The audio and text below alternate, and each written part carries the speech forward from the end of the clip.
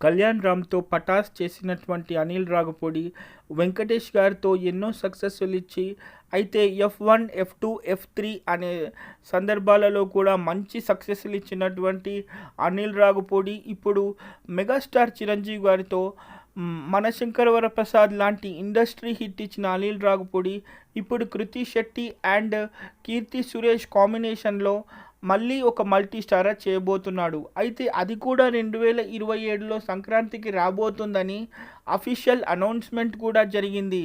అయితే ఎప్పుడు అనిల్ రావిపూడి సంక్రాంతికి వచ్చిన సక్సెస్ ఖాయమని భావిస్తున్నటువంటి ఫిలిం ఇండస్ట్రీ ఇప్పుడు కూడా ఈ కళ్యాణ్ రామ్ అండ్ వెంకటేష్ కాంబినేషన్‌లో రాబోతున్నటువంటి ఈ మల్టీ స్టారర్ కూడా తప్పకుండా సక్సెస్ సాధిస్తుంది అని ప్రస్తుతానికి సినిమా ఇండస్ట్రీ పక్కాగా చెప్తుందని చెప్పాలి. ఎందుకంటే చాలా సందర్భాలలో ఒక సక్సెస్ సినిమా రావాలి అంటే ఏం కావాలి? ఒక మంచి కథ కావాలి అండ్ మంచి నటీనటులు కావాలి.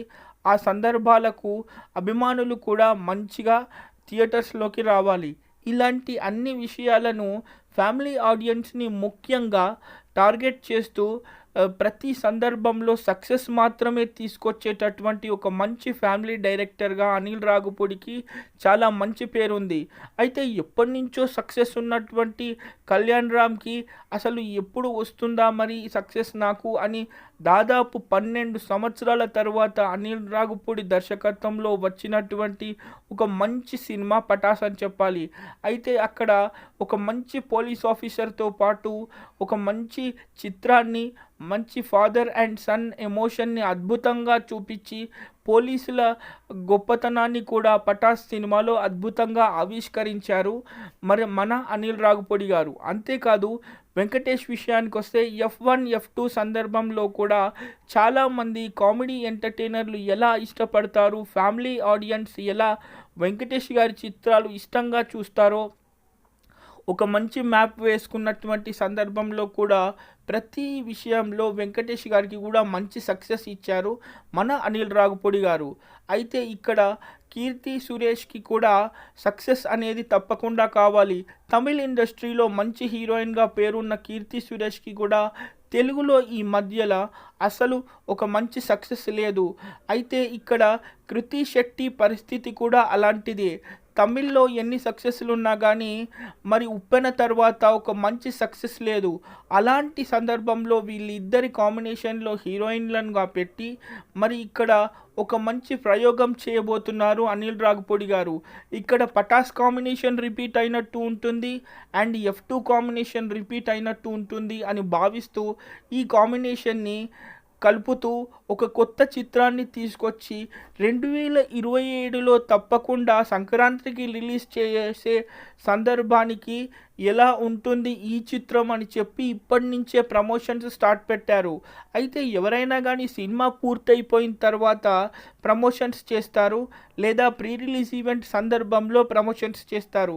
కానీ ముహూర్తం షాట్ వచ్చినప్పటి నుంచే సినిమా మీద మంచి బజ్ క్రియేట్ అయ్యేలాగా అనిల్ రావిపూడి గారు అద్భుతమైనటువంటి ప్రమోషన్స్తో తన మార్కెట్ని పెంచుకుంటున్నారు.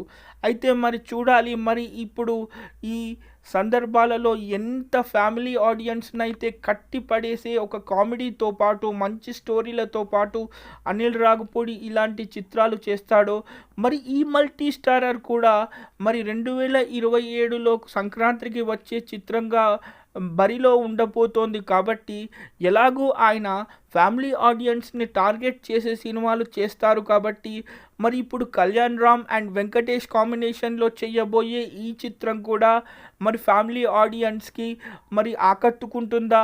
మరి లేక ఇది ఒక ప్రయోగంగానే మిగిలిపోతుందా? కేవలం కాలమే చెప్పాలి.